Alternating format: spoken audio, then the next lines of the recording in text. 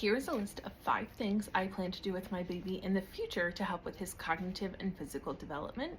Hi, my name is Rachel. I'm a special education teacher. I've been teaching special education for almost 15 years. I also have a master's degree in special education and a postmaster's certification in applied behavior analysis.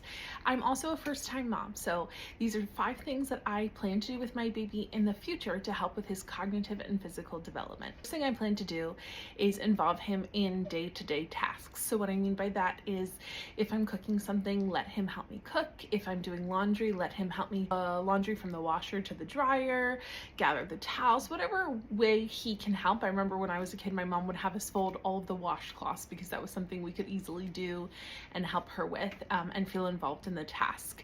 When you involve children in even the household tasks, it gives them a sense of purpose and it helps teach them responsibility. So I think that's going to be important as he gets older.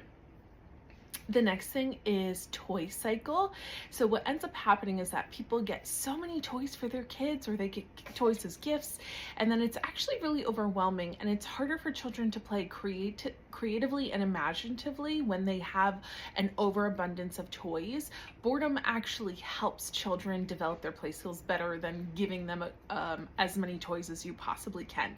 So I plan to toy cycle maybe every month, every week. I'm not sure what it'll look like. It'll depend on his age and how interested he is in his toys, but I don't plan on having all of his toys out at once. I plan on only having a handful of toys out at once so that he can play with what's available and he doesn't feel overwhelmed with all the toys.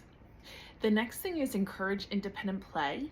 So I feel like we as parents, especially us millennials, we feel like we need to keep our children entertained at all times or offer screen time. And those are our 2 options.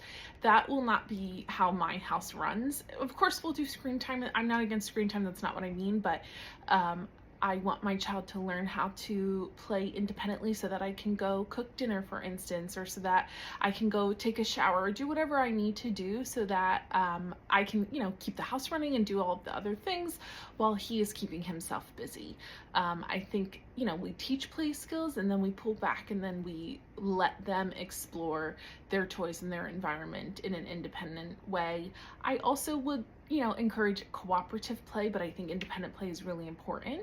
The next thing is give choices. So this is something that I do with my students pretty regularly, and it helps with autonomy and just helping them feel like they have control in the environment. So what I mean by give choices is when I'm putting together a snack plate for my child, I will give him a choice in what snacks are available on the plate. If we are having a free day and we can go to the library or the park, what would he rather do? If we're going for a walk, do you want to go to the left or the right? It can be very simple. It doesn't have to be all day long. They're just little opportunities throughout the day for him to make a choice so that he feels like he has some ownership and some autonomy during his day. So the last thing on my list is something that I do with my students, and I do it with my nephews as well, and I plan to do it with my own child as he gets older. So when you have a conflict with another person, yes, come to me as the adult and I'm going to help you, but what I'm going to help you do is communicate with that other person in how to stop or resolve the situation. So for instance, the other day, one of my nephews kept knocking down the Legos of my other one, and the little one came and told his mom, my sister, and I told him, I'm really proud of you for coming to find an adult. Go tell your brother I don't like it.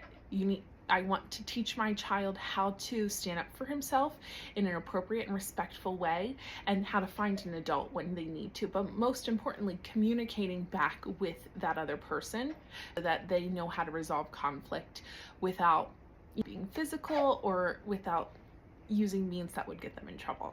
Again, my name is Rachel. I'm a special education teacher and a first-time mom. If you found this information helpful and you like my content, give me a follow and maybe we can be friends. Bye.